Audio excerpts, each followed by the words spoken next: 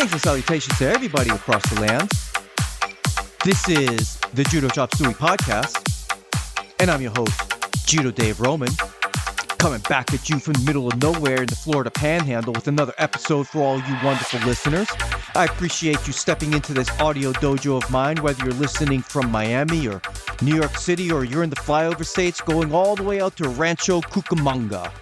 Always wanted to say that, Rancho Cucamonga. Let's not forget my international audience, who I appreciate so much, especially since you all have to tolerate this loudmouth U.S. American. On this episode of the Judo Chop Suey Podcast, I'm going to talk about the differences of being a coach versus being a sensei. I've got another Judo Fanatics review that I think you all find interesting. I've also got some judo-related news that I want to cover, especially heading into the Tbilisi Grand Slam as of this recording. And I'm probably going to have an after party as well. So I'd like to say before I kick off with the show, I really appreciate the support and the downloads and everything like that. And I don't keep track of downloads. I just know that they're happening. And I've received a lot of positive responses in the email. If you want to reach out to me about anything that I talk about today, you can reach out to me at judochopsueyshow@gmail.com. I have resolved in this season 2 of the Judo Chop Suey Podcast that I'm going to keep things more positive and more constructive versus just kind of flying off the handle like I have in years past, which I'm not going to do that anymore. I'm really just not that kind of guy. And overall, I'm just really excited to be back doing this podcast, kind of with a renewed mindset and covering subjects in a very different and very honest and very sincere way. Now, I want to be clear with all of you.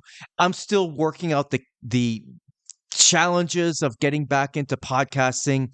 I may ramble a little bit here and there. I'm still trying to get my groove on. I'm kind of like an experienced Shodan or Dan rank holder that haven't been doing judo for like 5 years, and they step onto the mat. The skills are still there, but they're a little bit rusty. You know, it's kind of the same way with me and podcasting. I'm still a little bit rusty, but I'm gonna catch my groove probably in another episode or two, and I'll be good to go. So if I ramble, if I kind of lose my train of thought, just be patient with me. I'm gonna get there. I promise. I'm gonna be better than ever. Just give me a little bit of time and trust the process here. So on the last episode of this podcast, I briefly talked about some of the changes that the USJA made. I know. Keith, stay with me. I'm snapping my fingers, trying to keep you awake. Stay with me, people who are in international audiences. I'm going to loop this back to all of you, but please be a little bit patient as I try and run through some of the changes that the USJA, the United States Judo Association, has made pertaining to rank. Now, the biggest thing that is really different compared to most other judo organizations around the world is that promotion points are eliminated. So now promotions all the way up through Sandan is going to be a single required, like minimum time and grade type of deal. And apparently they have a calculation on how that's to be determined. So, because, you could have a guy that's been uh, name whatever rank for 10 years, but they only show up once a week versus a person that shows up 5 days a week over that period of time. There is considerations made for people who show up more. There's some kind of a calculation involved, but the long and short of it is that it's a minimum time and grade requirement for all ranks up to Sandan. And like most other judo organizations, you have to pass a test required of certain techniques. I guess there is some, how would I put it? Like maybe some flexibility in terms of what techniques you can demonstrate. I'm not quite sure about that. And you have to be able to demonstrate Nage no Kata for Shodan, but that starts demonstrating Nage no Kata, if I'm not mistaken, at Sankyu. So what I mean by that is that a Sankyu, for Sankyu, has to be able to pass the first set of Nage no Kata. For Nikyu, you have to pass the second and third sets, and for Ikkyu, you got to pass the fourth and fifth sets. So, in a general sense, I think these are good changes overall to try and produce black belts and future sensei. Now, here's the important parts, or one of the important parts that I really wanted to discuss about this with a minimum time and grade requirement. Per their website, if somebody were to spend the bare minimum at each rank, and any and that's another thing. Judo clubs can now promote up to Sandan at the discretion of the head sensei.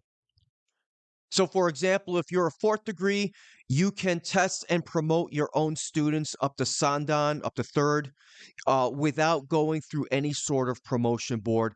I so golly, my feeling on that, I think that's good for Shodan. I think a head sensei should be able to promote up to Shodan without answering to anybody.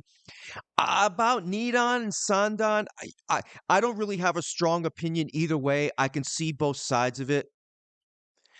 And I'm trying to not let my own personal experiences and biases cloud my judgment. I think I lean more toward the side that I think it's a good thing a club sensei can promote up to Sandan, provided they follow all the rules and stuff. It's just to me, Shodan is like an advanced student rank, and then when you get to Nidon and Sandan, I think those ranks should have a little more scrutiny than what's outside of than what's within a club. I'm okay with it. Like I'm good with it. I'm sure a Yondan and higher can easily determine who's deserving of a Nidon and a Sandan. I think ranks up. I think that's okay. I know I'm going back and forth here. So where was I going with that? Okay, so at the minimum time and grade requirements, a club could produce a Shodan theoretically in 29 months. Now, in my opinion, that'll never happen with the Nagi no Kata requirements. So I don't think anybody out there in the judo world should be concerned, you know, if of the kind of black belts the USJA is producing. I don't think that's a concern there. And I still think despite these requirements, it's going to take still about 5 years or so on average to for an adult to now I'm talking strictly adults here. For an adult to go from white belt to Shodan, provided they're training 3 times a week or so. Yeah, if you go 3 times a week for an hour and a half each class, that's gonna be about a little bit under 1,200 hours over the course of those 5 years. And to me, anywhere between 1,000 and 1,600 hours, it's what's required. Mat hours is what's required for Shodan, which is why I'm not like a big fan of minimum time and grade, because you really need a calculation to determine, well, how many hours on the mat do you actually have under your belt. Now, as I'm talking about this, something did just dawn on me while I'm just chattering away here, is that if a club can promote up to Nidon and Sandan, my concern here is that these kind of requirements can keep potential coaches stuck in a club out of some sense of loyalty to their sensei, or just some sense of wanting to pursue rank in judo, which isn't a bad thing. I think it's only a bad thing if your entire focus in doing judo is to just acquire rank.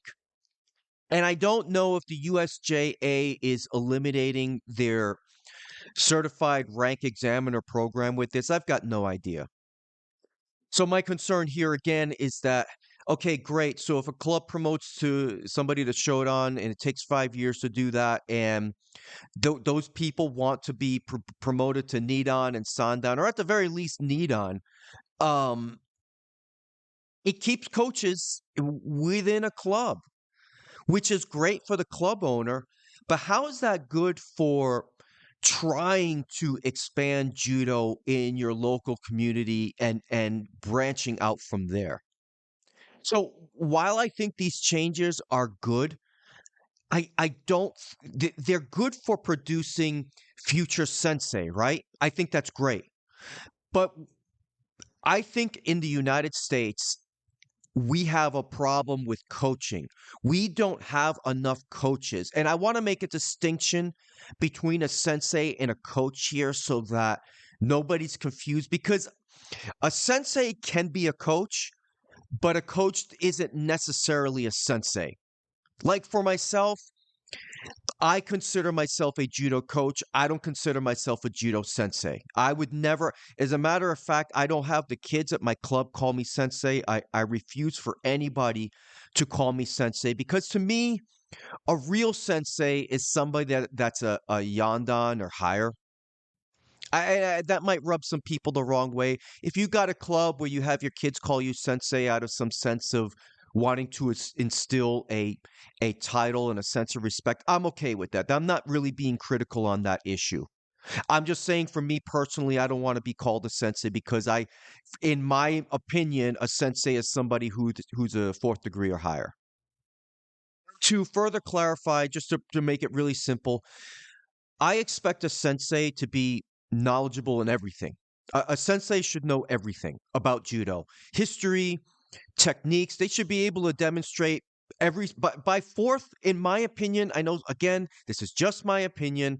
I think by fourth degree, you should be able to demonstrate every single technique in Kodokan Judo, and you should have a certain amount of knowledge in kata.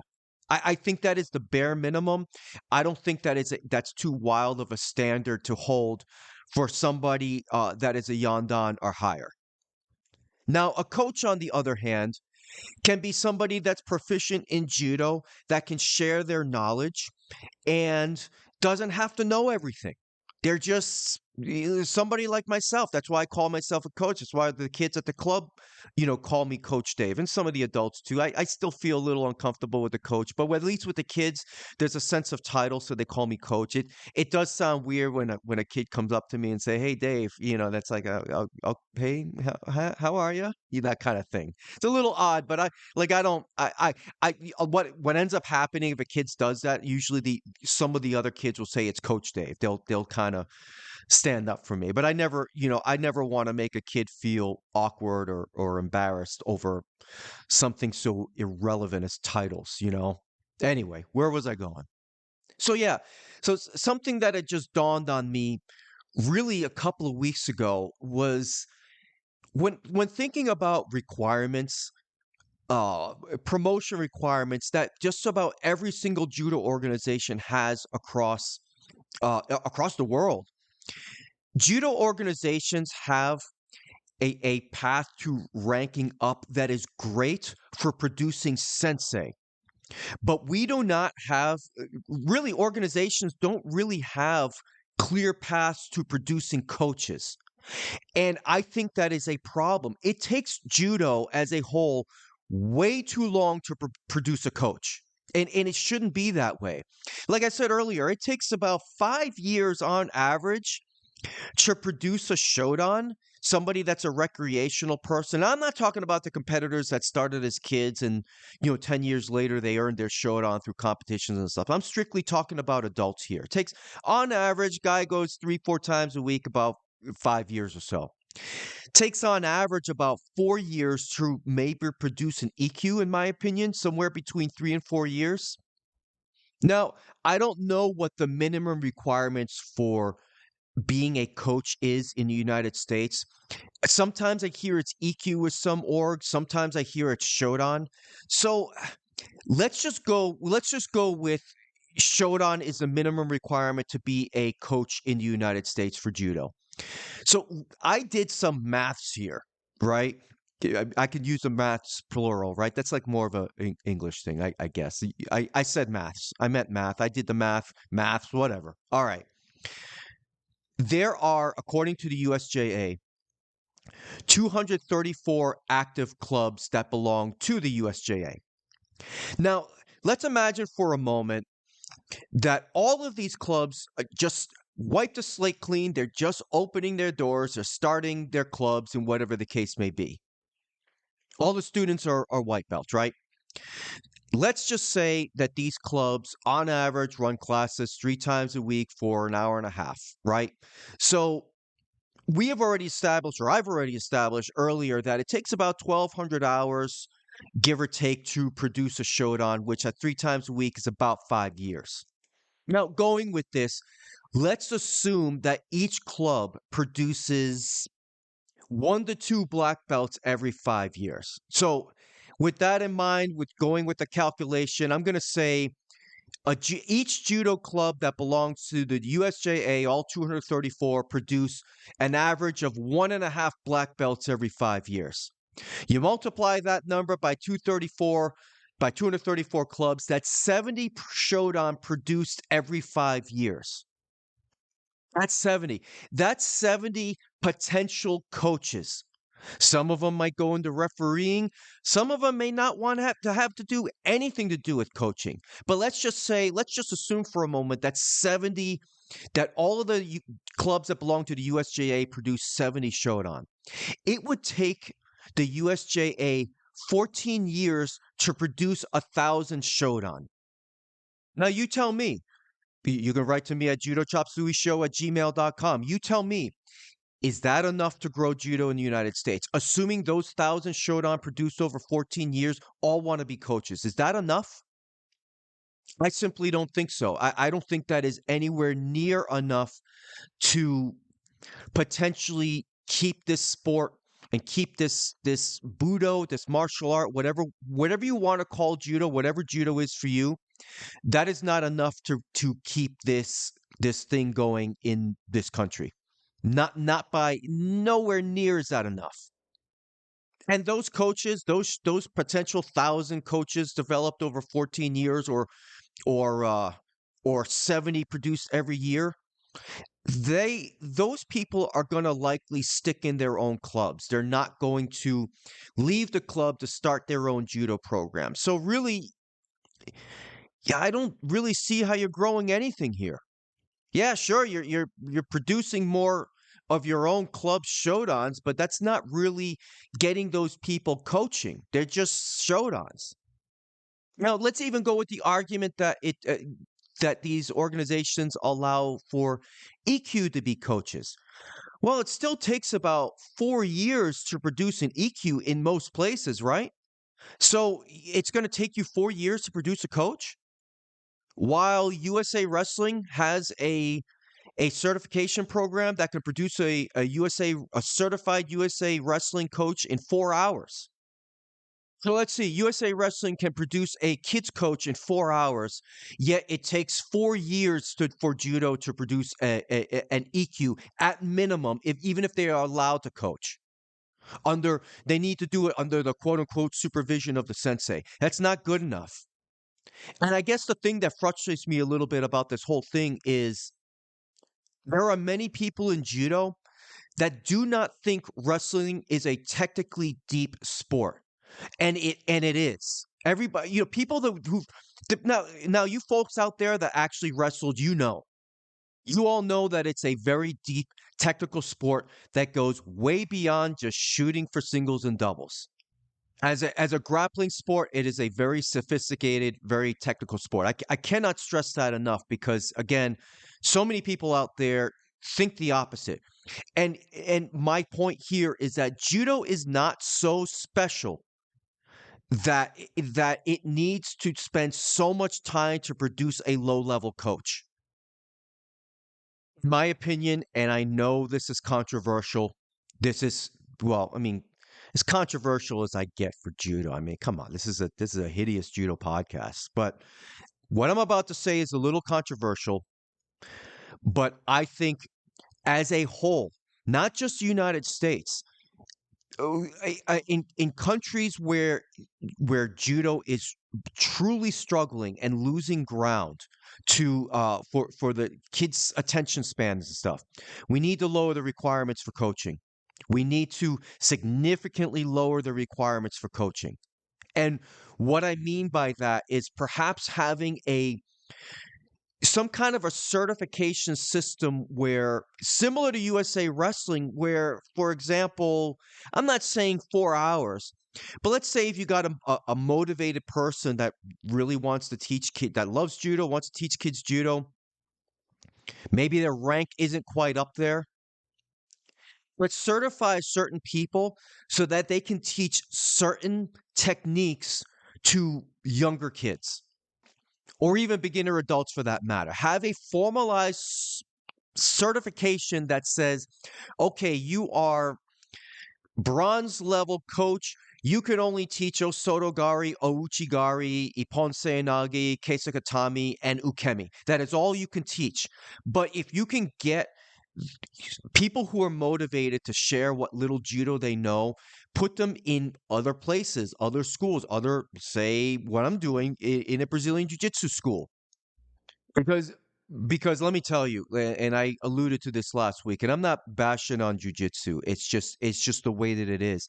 Brazilian jiu-jitsu is bereft of solid jacketed wrestling fundamentals. That is, unless you have a guy like me teaching at judo club, or teaching at a jiu-jitsu club, or a sambo guy, or I don't know, whatever forms of jacketed grappling that are out there. There's several. And heck, let's just keep Brazilian Jiu-Jitsu out of this. Even starting up a local program in your local community, you don't have to be a black belt with years and years of experience to teach a kid Osotogari, to teach Ukemi, to teach Keisakatami. You don't need to be a black belt for that. That's ridiculous. I'm sorry, that's ridiculous to me because this just is not working to produce coaches. It's great to produce sensei. I think it's fantastic to keep the standards high, but to produce a coach to teach some kids or adults some ukemi so that they make sure that they don't bang their head when they fall, you don't need to be a brown belt or a black belt for that. Why does a judo coach teaching such a few techniques like that need to also know nage no kata? I don't think that should be a requirement for coaching. It should be if you want to be a sensei, not necessarily for a coach. And those people who are,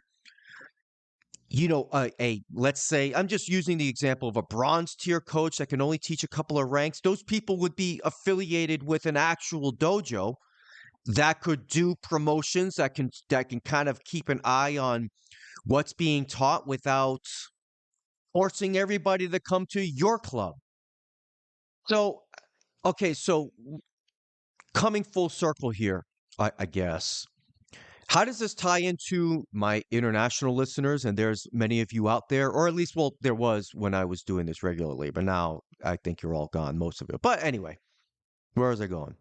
Yeah, you people who are in Germany, the UK, Russia, Japan, Korea, and everywhere else in between, you all had better recognize that Brazilian Jiu Jitsu is a fast and growing sport. This is consider this a warning. Now, again, I love Brazilian Jiu Jitsu. I don't have an issue with Brazilian Jiu Jitsu's growth at all. But the United States, what has happened to judo in this country should serve as a warning because jiu-jitsu didn't just grow overnight to become the most popular grappling sport in this country. And I don't think there's any debate about that. I don't think that's crazy for me to say anymore. 5, 10 years ago, that would have been absurd for me to say. I would have just said, oh, it's got to be wrestling, right? Maybe not. Not if you include every single adult that is doing jiu-jitsu and every single kid. There's no, I think jiu-jitsu eclipses wrestling. The last number I heard from USA Wrestling with all kids doing it scholastically, and that's not including the NCAA, is about let's see, I think the number was after post-pandemic 250,000. And I don't have the NCAA numbers for all three divisions, but wow, what would be? I mean, I think I would be overshooting it if I said the college athletes make up another 100,000. So let's just say there's 350 to 400,000 wrestlers in the United States across all levels. Well, that is easily eclipsed by the amount of people doing jujitsu in this country, which conservative numbers. Conservative numbers is over 1 million. That is conservative. It's probably Many more than that, many more millions, but conservatively, at least a million. No question about it. So, you people in Europe, you people in Asia, you all better not be standing there on the sidelines with your hands grabbing your own lapels like Sensei John Kreese in The Karate Kid, just with an air of confidence that you're untouchable, because you're not. It is my understanding that Brazilian Jiu-Jitsu is blowing up in Japan and South Korea, two countries that were known for its strength in judo. I'm not saying that Brazilian Jiu-Jitsu is more popular in those countries, but it's growing. And if again, if people in decision-making positions are just standing there just saying, "Hey, we're an Olympic sport, we're untouchable." That's what people thought in the United States 35 years ago, 30 years ago. And how did Brazilian Jiu-Jitsu grow? Well, of course, the UFC helped, right? We all know that UFC won, which again, I always make the case that Hoist Gracie didn't do anything in UFC one apart from the striking that is not taught in any judo club in the world. I mean, all he did was judo. I mean, there's nothing that he did that was really unique to Brazilian Jiu-Jitsu, or back then Gracie Jiu-Jitsu. So coming full circle again, I think that's two or three circles by now. How did Jiu-Jitsu grow? They allowed blue belts to open their own clubs. They allowed purple belts to open their own clubs. And nobody stopped them. Nobody was there shaking a finger in their face saying, "No, you can't do that. You got to be part of this. You got to be part of that. You got to pay your dues here." Nothing stopped those people from opening clubs. I mean, when they found a purple belt or a brown belt or a black belt to promote to blue belt, a lot of those people went off and built their own school. I know a guy. This would have been, let's see, early to mid 2000s. He was a blue belt in Brazilian Jiu-Jitsu, and he opened his own jiu-jitsu school that doubled as an after-school care business. So basically, for after school, kids would get out of school around 2:30. He would pick them up in his large van, bring them to his place. He would help the kids with homework, and he would help have games and activities for the kids. But at 4 o'clock, between 4 and 5 o'clock, he would be teaching those kids jujitsu as a blue belt. And then from 5 o'clock to 6 o'clock, because back then in Tampa Bay, it would take you an hour to drive 5 miles. And I'm sure it's worse now. But then from 5 to 6, he would just have regular games and stuff. But all those kids did jujitsu. That was part of the program. That was part of the deal. And then afterwards, he would have an adult class. And it was a very successful business for him. He ended up growing and growing and growing, and the spaces that he had to rent out got bigger and bigger and bigger. And which is really crazy to me. He actually quit it all. He was a four-stripe brown belt, and he quit jiu-jitsu. Can you believe that? I can't I can't believe that. I think his wife, his new wife at the time, had compelled them to quit so that they can focus on their other business. So, yeah, four-stripe brown belt, quitting Brazilian Jiu-Jitsu. Yeah, he was probably 3 or 4 months away from black belt, but he quit. But anyway, that's not my point. The point is that Jiu-Jitsu grew because of enthusiastic people that didn't have black belt skills, but they wanted to share what they knew. And they had no shame making money with that. Another person, going back to episode 40 of this podcast, maybe did this interview 4 years ago. Cody Stray, he had either had a Brazilian Jiu-Jitsu club that he was running as a purple belt, and now he's got to be a double black belt by now. I know for sure he earned a Shodan in judo. I'm not quite sure about Brazilian Jiu-Jitsu, but I'm almost sure that he did. I follow him on Instagram, but again, I uninstalled Instagram. So, Cody, if you happen to be listening to this, I hope all's well with you. I hope everything's going great. I hope training's good. I appreciate that interview, even though you saying that again years later. But still, again, Purple Belt opened up his club, sharing what he knew. He had students. Judo needs to go down this road. They really do, because that's the only way you're going to even remotely stay relevant, not only in the United States but elsewhere. I'm telling you, you all people in decision-making positions in other countries, you'd better have plan B, because if your plan A fails, you're going to be your judo is going to be just as obscure a sport in your country as it has become in the United States. Now, I know I'm belaboring this point a little bit, but I still have two more things that I want to say. I recall having a conversation with Tabrin Lee, who has been a three-time guest on this podcast. Tabrin, if you're listening, hope all is well. We were talking about coaching. Gosh, this must have been about 2 years ago or so. And he was telling me about either a wrestling coach he knows or it was his wrestling coach in high school was somebody that produced state champions.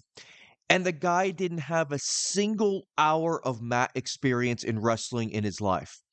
And Tabern's point at the time to me was coaching is really all about getting people to do what you want them to do.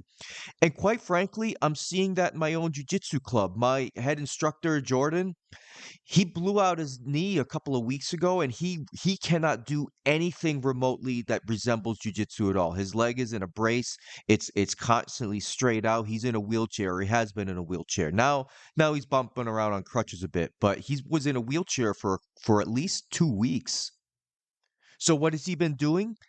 He's been coaching on the sidelines, using people like myself and other students as the demonstrators, and demonstrating the things that he's not physically able to demonstrate. And we're still having effective classes. And why is that? Because as a coach, he's getting his students to do what he wants them to do. So, yeah, that's why, again, in my opinion, I don't think it would be such a terrible thing to have lower ranked people to act as lower tier coaches. I don't think that would be a terrible thing, because that's what we need here. We need more coaches.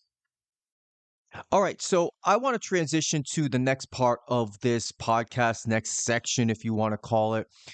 I said in my last episode that I wanted to start doing some reviews of Judo Fanatics videos, things that I find very helpful for myself, for my own personal development, either as a person just trying to improve their own judo or as a coach. Well, for this one, it's about coaching. And I want to give a review of a video I purchased, maybe about a month and a half ago. It's called Kids Judo Blueprint by Riley Mcilwain. Now, I'm not doing this review because I know Riley's a listener. I know he's a listener. I know he's listened. I'm not sure if he realizes I'm back. It doesn't matter. I mean, hopefully he does. But either way, I'm not doing this because I know he's a listener. I'm doing this because I think it's a great video. So, and not only is this a good video for coaches teaching kids, I'll be quite frank with you. I think this is a good video for coaches teaching judo beginners.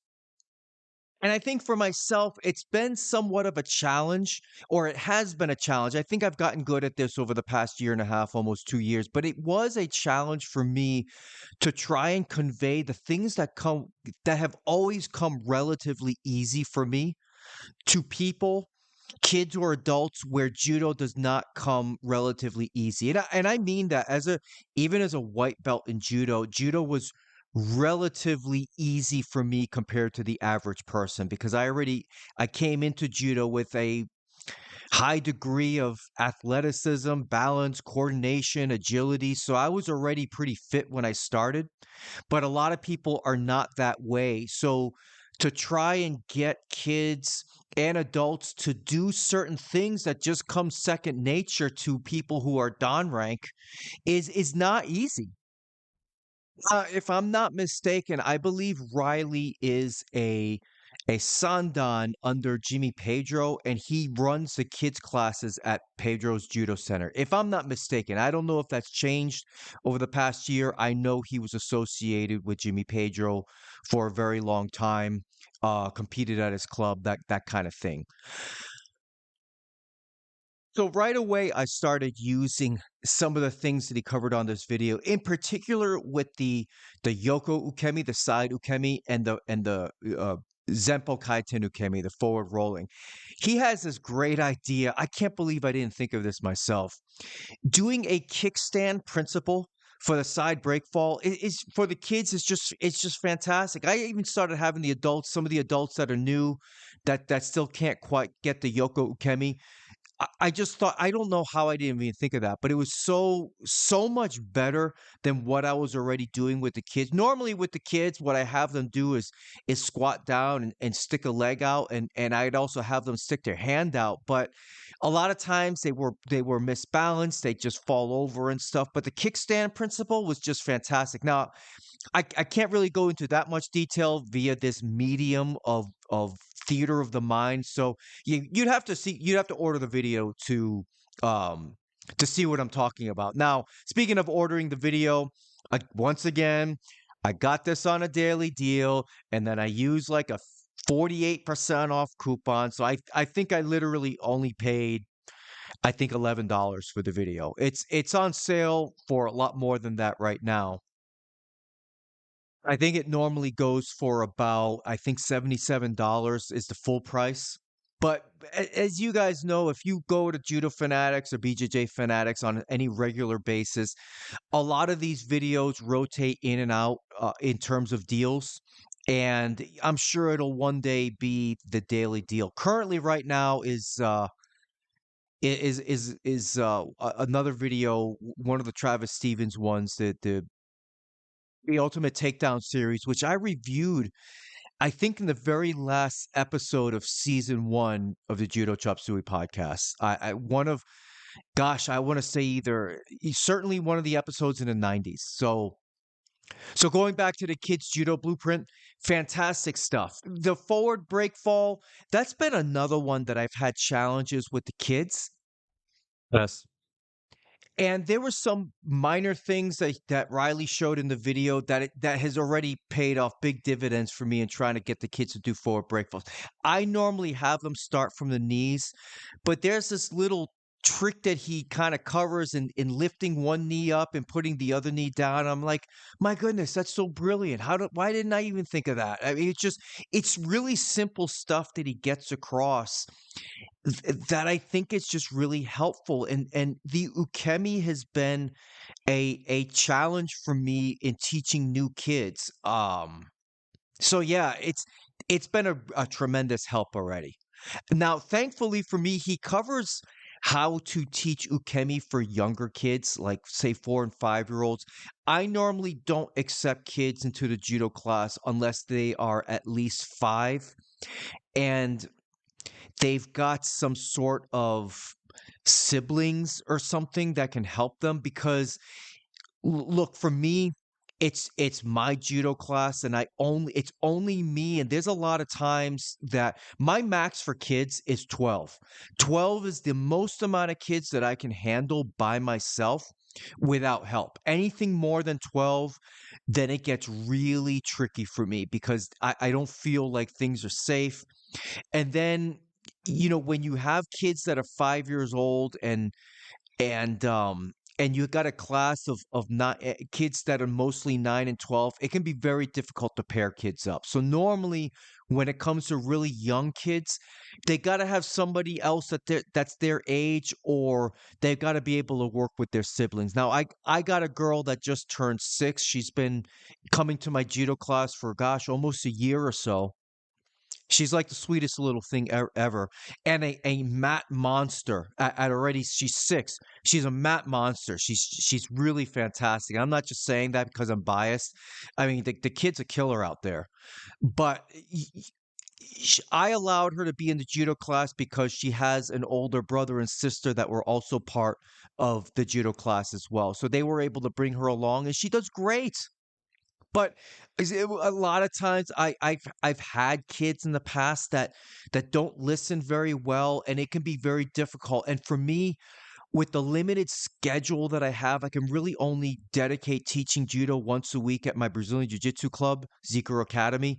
So I'm not able to have a more advanced kids class versus a more beginners class.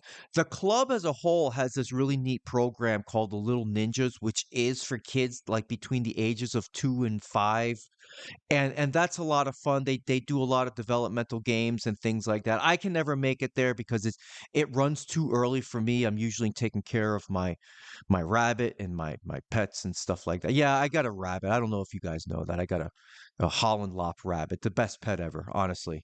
But anyway, where was I? Yeah, forward break falls. So really great tips to teach forward break falls that I've never really seen before. I've seen he goes over using the medicine ball for ukemi, and I've never that's another one. I've heard of people using a medicine ball for ukemi, but Riley really breaks down how to use a medicine ball for kids for teaching ukemi. And I think he does a great job with that. So in this video series, there's at least 2.5 hours worth of material, and it's broken up into 4 sections. The first section is largely ukemi and creating kazushi and the basics of tachiwaza and footwork and partner drills. Part two goes into actually teaching certain techniques like Morote Seyanagi, Ippon Seyanagi, Kouchigari. Yes. Now that's all from section two of the blueprint. And what I really like about it is that he goes into breaking down and troubleshooting some of the common things that he sees with the kids. Now, thankfully, a lot of what I've watched in this video series, I tend to be doing a lot of those things. So I suppose learning through trial and error and really learning how to teach, I've managed to do some of the same type of things. The little tidbits of information that he says, like turning the head and sitting on your butt and that kind of thing. I think those are really valuable kind of talking points, and I use it for both kids and adults. It's just with the adults, I can explain things with a little more detail that I feel like with the kids, I would end up losing them. Now, in section three, he goes over Ogoshi, the basics of Ouchigari. He's got some more drills and a half Nelson series, knee drills type things. And and I would say from about the halfway point of section three, going all the way into section four is specific to Newaza. Now, I got to be honest with you, since I teach judo at a Brazilian Jiu Jitsu club. I don't teach much judo newaza. I do cover it. I cover the basics because I want the kids to know what these positions are, knowing the Japanese terminology and things like that. But quite frankly, I don't really want to mess with their ground game very much other than emphasizing the importance of top position and pinning, osai komi techniques. Because let me tell you, and this is going to rankle a lot of people that are listening. Most of these kids that are in my class, they have better Nawaza skill than most judo shodan that I've come across.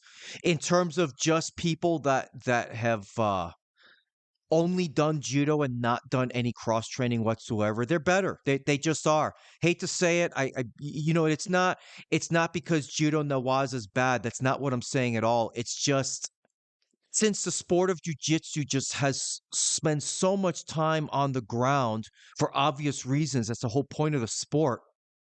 Those kids are really significantly ahead of people who are who've got 5 6 years in judo. They just are. I mean, it's hate to say it, it's just technically speaking and their fundamentals and everything. So I don't really mess with that too much in terms of Nawaza.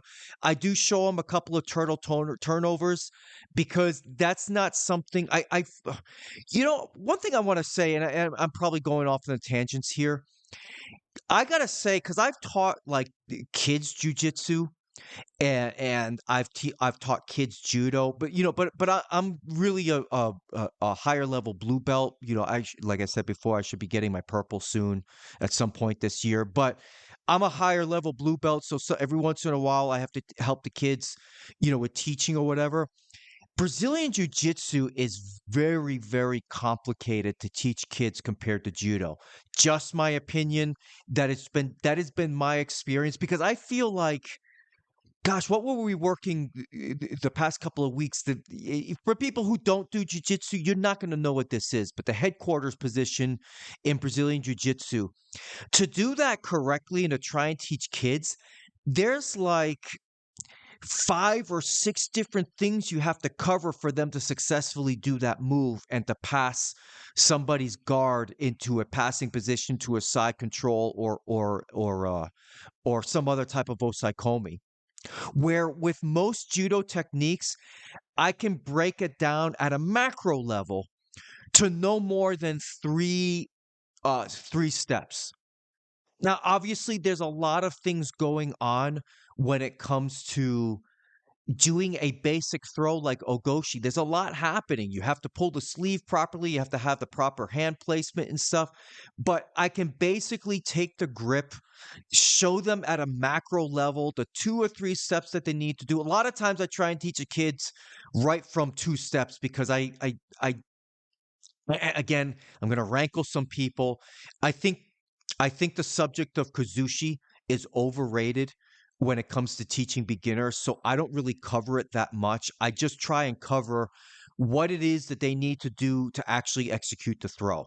Because a lot of these kids, they see me break the balance first, and then that's one, and then two is entry, and then three is the execution of the throw. But a lot of times what I have found beginners make the mistake of is that they think you have to break the balance first when you're actually doing the throws for real. And I don't think that happens. Nobody breaks the balance first and then enters in. That doesn't happen. Watch any high level judo tournament. They're not breaking the person's balance first. So when I teach kids and adults for that matter, I do show them the 1 2 3 version, but very quickly I move away from there, and I never talk about kazushi because I just think it goes over people's heads, and when they start hearing about it, then they're worrying about things like, oh, did I have enough kazushi? It's like it's silly. And to be honest, like for myself, I don't think I started developing an actual inherent, like a truly inherent understanding of Kazushi until about I was 10 years in, honestly. I mean, it's crazy as that sounds. Yeah, obviously I know, in a general sense, Kazushi means off balancing or breaking the posture or destroying balance. I always understood that intellectually, but really understanding the bana and the kazushi, that took a while for me, and I was already throwing people for years before I was like, oh, okay, now I kind of really get it. Like I really, there was a boy. Say this all the time. There was a time years ago. Maybe about 4 or 5 years ago, I was doing some really good judo. Really before the pandemic. Nowadays, not so much. But I mean, I'm good. But like, my timing was just superb. There was just, gosh, 5 years ago, I was doing such good judo, and now, not so much. Really, because I don't have the training partners like I used to have. Not for judo anyway. Where was I going with all that? Oh yeah. Ooh, that was a tangent. What I was saying is that I find between judo and jujitsu, a lot of kids tend to pick up judo easier. As a matter of fact, I've had a couple of kids tell me, "Wow, this is just so much easier to learn than jujitsu." And well, they've told me that privately, but now I've made that public. But I'm not naming names, Jordan. So anyway, if you find yourself in a position where you need to teach a kids class and you're not really sure how to go about that, I highly suggest Kids Judo Blueprint by Riley Mcilwain. It's a fantastic video. He obviously knows what he's talking about. And given the kids' success at Pedro's Judo Center, clearly it's a teaching approach that works. So as of this recording, the Tbilisi Grand Slam will be coming up in a couple of days. Now, I'm hoping to have this episode released before that Grand Slam, but probably not. I thought about waiting until after the event is over to cover that event, but I think I'm just going to release this episode probably after the event, and maybe I'll cover some of the results of the Tbilisi Grand Slam in my next episode. But I will be watching the event live, or as much as possible. I'm looking forward to seeing Jack Unesca of the United States who has qualified for the Olympics, which I didn't know that. I said in my last episode that I wasn't sure if he had qualified for the Olympics and that maybe if he didn't this year, he certainly would for 2028. But looking at the Olympic rankings for on the International Judo Federation website, it does show that he's qualified. That's to go along with Maria Laborde in the under 48 kilo division. She's ranked number 10, and Angelica Delgado, who's currently ranked number 22 in the under 52 kilo division. John Jane it appears that he's in on the continental quota, currently ranked 27th in the under 90 kilo division. So fantastic for all of them. I didn't realize, I guess I've been asleep at the wheel. I didn't realize that the Olympic qualifications have already been settled by the IJF. Now, as a reminder, just because you're qualified doesn't necessarily mean your nation will send you. I know that happened to a couple of people in other countries in the last Olympics where they were qualified. They did all that work to travel around the world. And I'm not talking to anybody from the United States. I think there was a lady out in Australia or New Zealand where she had qualified, but the country decided not to send her, which I think is a shame. So John Jane and Jack Unesco will both be competing in Tbilisi. Teddy Riner is going to be competing in Tbilisi, and he may end up matching up with Andy Granada of Cuba, who won the World Championships in 2022. Now, as you all know, since Georgia is the host country, they get to stack their divisions. So they're going to have a very full roster of several competitors in many weight divisions. A notable name that will be missing from this event is Luka Mcilwain of Georgia because he got popped for a drug test, suspended. So I don't know if I should call that breaking news or not, but yeah, there you have it. I guess this broke. So I got the story from The Spirit of Judo. It's a French publication. It's actually called Les Spirit du Judo. I think I got that pronunciation correct. It's a French online article that follows the sport of judo, very much like Judo Inside, just for French people. Now, according to the article, this news broke quite a while ago on a Russian Telegram channel. If you guys are familiar with the Telegram app, I'm talking about that Telegram. So I guess there's a Russian Telegram channel that specializes in judo. Apparently, the news broke back in February at some time that the Georgian world champion 2023 in the under 90 kilo division and world number one, he is the current world number one, was suspended for doping. The statement, this is according to the article, the statement remained unimplemented and unconfirmed in the following weeks. But at the end of last week, new reports were emerging. Luka Mcilwain was reportedly suspended until October 2024. So that means if he had a chance, I know he qualified for the Olympics, but if he had a chance to represent Georgia at the Olympics, that is no more. Now, according to the publication and continuing on, it says, in order to confirm or deny, the Spirit of Judo contacted the International Judo Federation, which in an email response says, quote unquote, does not deny the fact that the athlete is ineligible until October of 2024. A statement confirmed by the consultation of the website of the Georgian Anti-Doping Agency. I love the terminology. Why doesn't the IGF just come out and say, yeah, he's suspended, he broke the rules?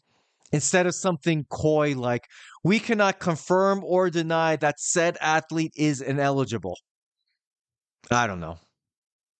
So continuing on to the article, the commission published a 15-page document on December 5th of 2023 concerning the suspension of Luka Mcilwain. What do you need 15 pages to confirm that somebody popped on a drug test? I mean, what do you have to talk about? I mean, I suppose you got to cover protocols and what he got tested for and what he failed, but 15 pages? Really? All right, continuing on.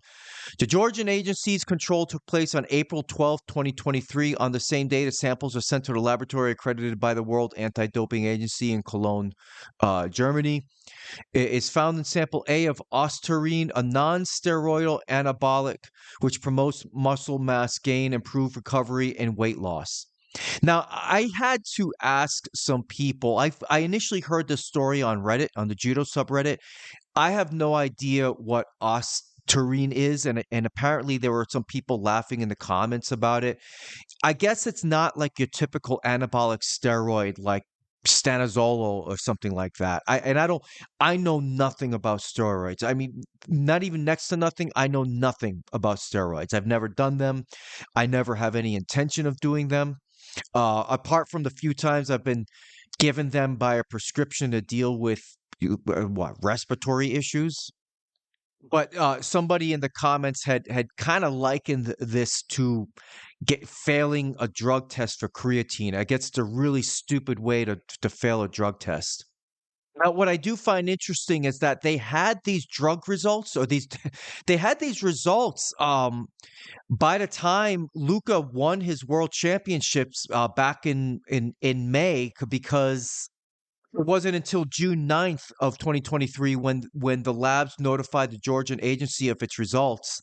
And continuing on with the article, which informed the judoka and the Georgian Federation a few days later. Now, thankfully, the IJF hasn't taken away Luca's gold medal, which I think some people would probably call for that. I know when steroids was a scandal in baseball, people wanted to put asterisk and keep people out of the Hall of Fame. They're still doing that, by the way, 20 years later after the fact.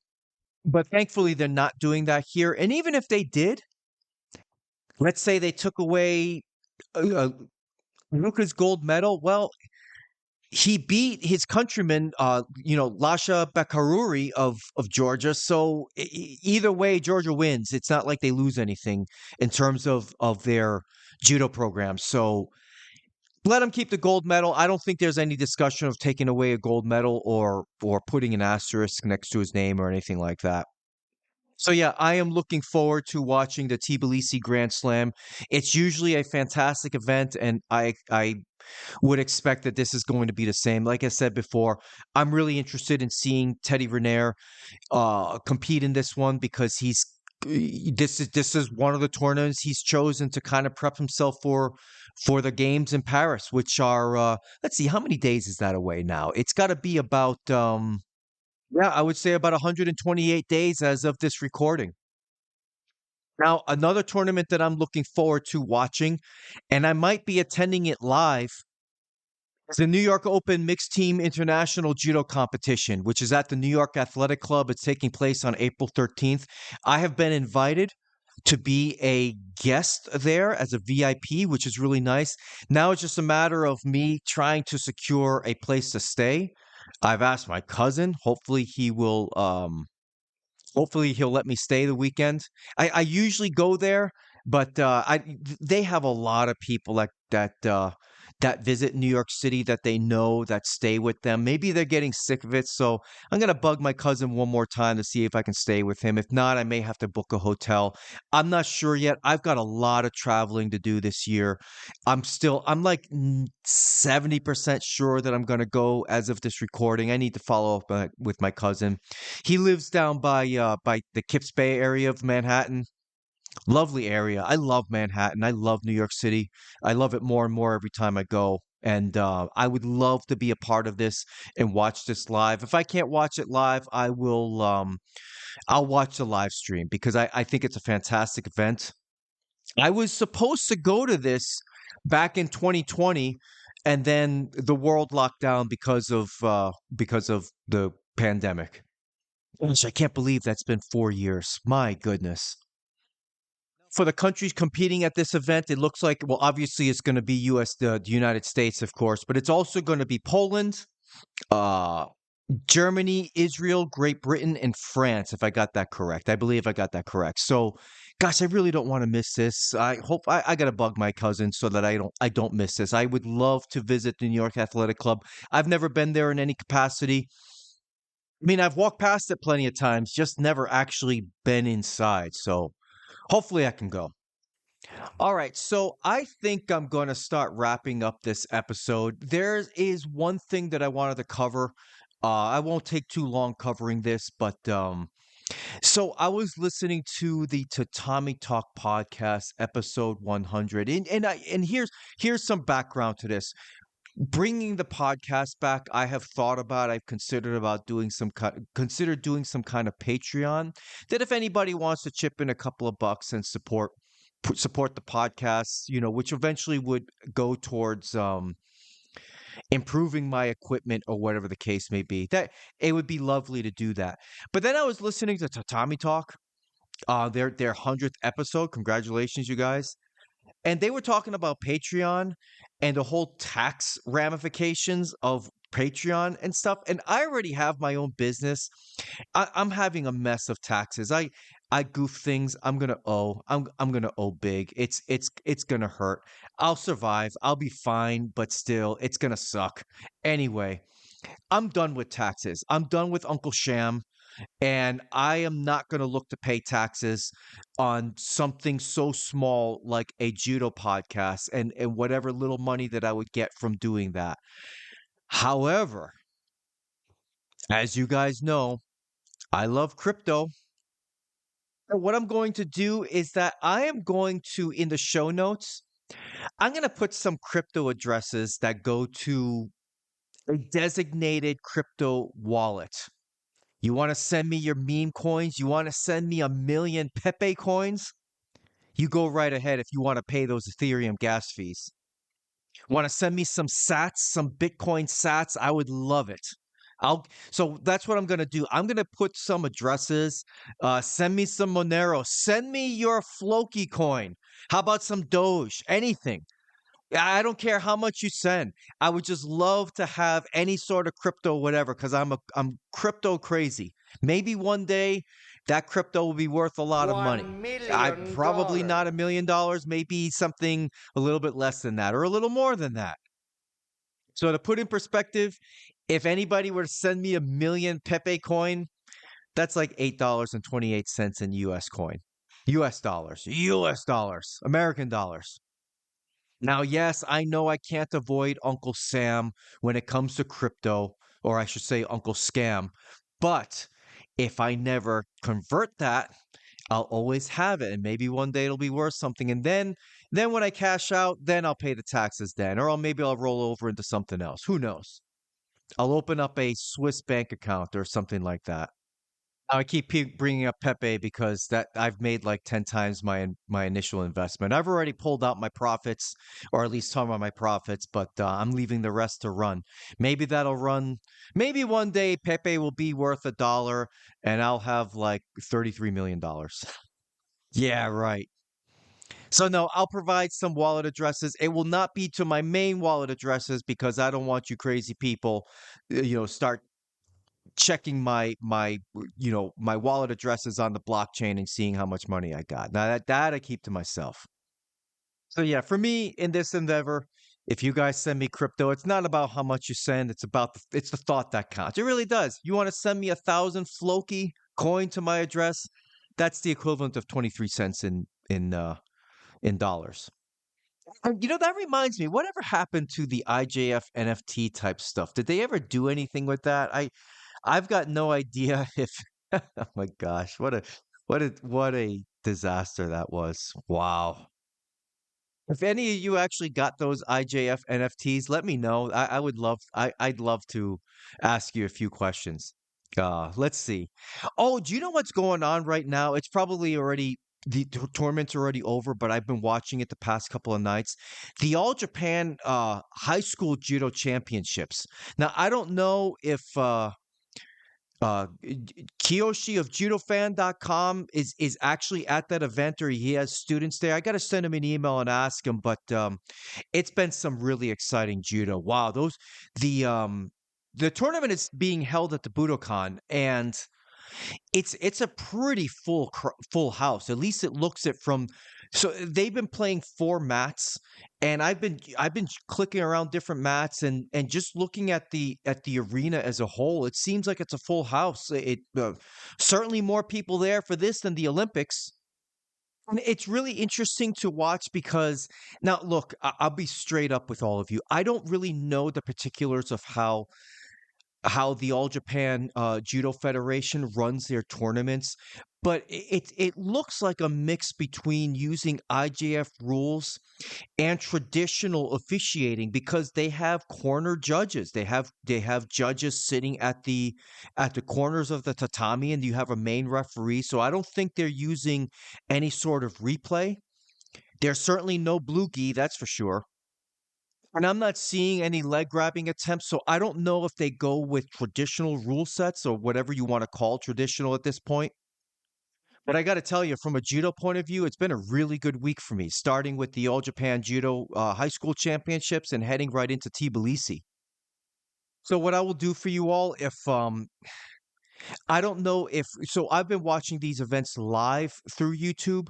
I don't know if the channel that I'm watching these events will keep those videos up, but if they do, I'll link them in my show notes, and you all can take a look at that. It's really really good judo, and these kids are just phenomenal. They would just destroy me within 10 seconds. They're amazing. All right, so I think I'm gonna wrap this up here. If you made it this far, I really appreciate you. I know sometimes I'm still getting into the swing of things. I ramble on quite a bit. I go into tangents. I'm gonna get better. Trust me. It's at least it's not as bad as when I first started. But it's gonna take me a while to get into the swing of things and podcasting and make sure that my train of thought doesn't go all over the place because that tends to happen, just like it's happening right now. So anyway, so I'll wrap that up here. So with that, I hope you all have a great day. I hope you all have a great rest of the week. Train hard. Stay safe out there. And until next time, I'm out. Oppan Gangnam Style. Gangnam Style. Oppan Gangnam Style. Gangnam Style. Oppan Gangnam Style. Hey, sexy lady. Oppan Gangnam Style. Hey, sexy lady. The after party starts in 15 minutes. Welcome to my after party. So there's a couple of things that I want to talk about, unrelated to judo, things that you guys don't know about me, things that I've taken up over the past couple of years. I have become a novice amateur astronomer. I have been where I live in the country is so fantastic for stargazing. And I had this Orion telescope for years. It actually belongs to my sons. My father had bought it as a gift to my sons, like gosh, 12, 13 years ago. And I've been it's like a really old model type telescope. Like you have to turn the things by hand and everything and adjust the telescope. It has an easy star finder at the top, but it's really hard to find deep space objects with this thing. I just was never really good at it. I probably should have taken the time to get better with this telescope before I bought my my upgrade, but my upgrade is outstanding. It's a Skywatcher Virtuoso GTI. It's 150 millimeter aperture, which is 6 inches across, and it's just a much larger telescope than what I've been using. And wow, does it make it? It makes a huge difference. So just to give you an example, looking at the moon through my old telescope, like I could see a lot of the craters and everything. The moon is really bright and obviously really big through a telescope. But through this new one, I can see like the mountains on the outline of the moon, like just how ragged it is. You know, when you look at the moon from just with your regular eyes, you just see the circle in there and you see some of the craters. But when you look at it through a telescope, especially the one that I have, you can see so much more detail. I just didn't realize how jagged the moon really is around. I mean, I knew, but I didn't really know until I saw this. And um, looking at Jupiter is so much clearer. And I was able to see Uranus for the very first time in my life. I had never seen Uranus. And the thing that's great about this telescope is that, unlike my old one, where you really had to know the degrees and angle and true north and everything and go from there, once I calibrate the telescope, and you have to do it every time you set it up, but once I calibrate the telescope, I just use an app on my phone. I hit a few buttons, and boom, it points me right to these objects in space.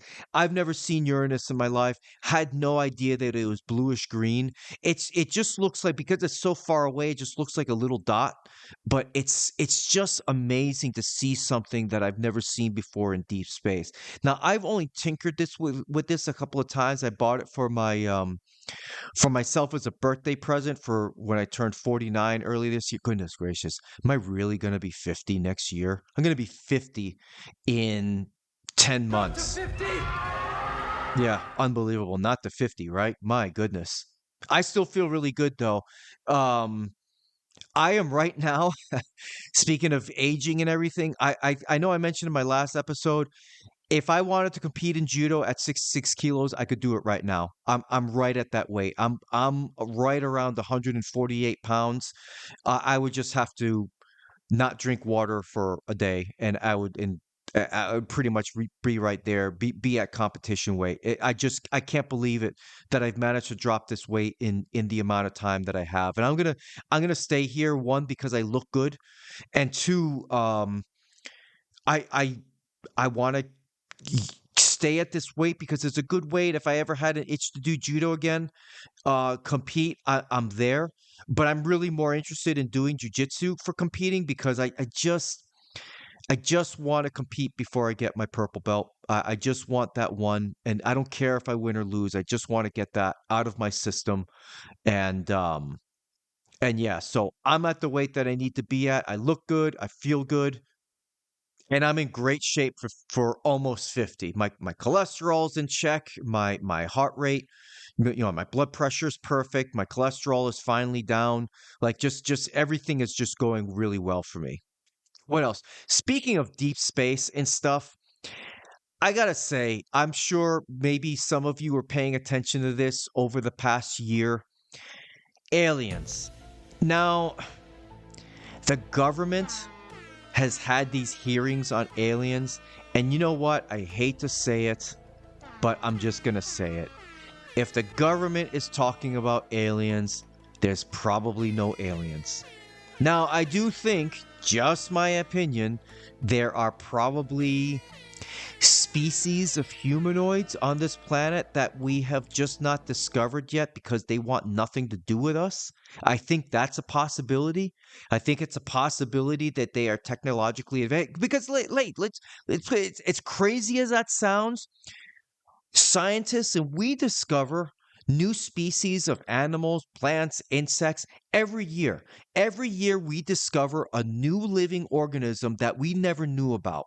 So why? Just because is it really that far-fetched to believe that there's a species of humanoids that are really Terrans that have been here this entire time? They want nothing to do with human beings? I don't think that's crazy at all. Oh, well, maybe it is. I don't know. But either way, coming from aliens, coming from outer space in spaceships, I am now more and more likely not believing that because the government's talking about it. And going along those lines, in terms of shows and television shows, I gotta tell you, the one show that I love watching that I never miss is the Y Files on YouTube. I rag on a lot of shows on Netflix and stuff. YouTube has, in the past year, has become my go-to for entertainment for the most part. There is such good quality content on there that I don't pay for YouTube Plus or Live or whatever. The NFL on YouTube, my God, what a ripoff that is. And we know once the network deals are up, the NFL is going to be going towards streaming. Hopefully, it's an a la carte service so that I only have to pay to watch the Bucks. But I think that's where we're going with streaming. I can pay. I wouldn't mind paying $100, let's say, for to watch the Bucks home and road games from where I live. I would do that for a season. But the NFL on YouTube, I'm not paying what, $500. I'm not paying that to have access to games that I don't really care about. I don't want to see Washington and Arizona. I couldn't care less about that. I'm not paying money to see those teams.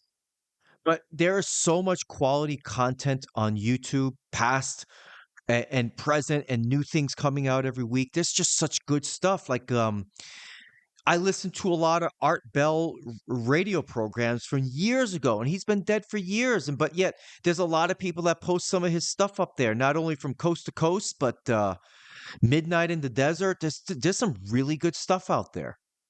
So yeah, the Y Files has been fantastic. If you've never watched it, I highly suggest. I would suggest that if you probably the past year and a half worth of material has been the best stuff. His earlier stuff is good, but the production quality wasn't nearly as good as it has been. But that's a really, really good show. I'm currently watching on Netflix, and I'm got one more episode to go, but I'm watching a crazy conspiracy show called The Octopus. I can't believe this. After watching this show, if you watch this show, if you don't believe that there's a deep state, you're going to believe that there's a deep state after watching this. Or by deep state, I'm talking about people who really run things in this country and around the world, and it's not the president and it's not Congress. It's the people that are accountable to nobody, and they have their hands into things that we have no say over.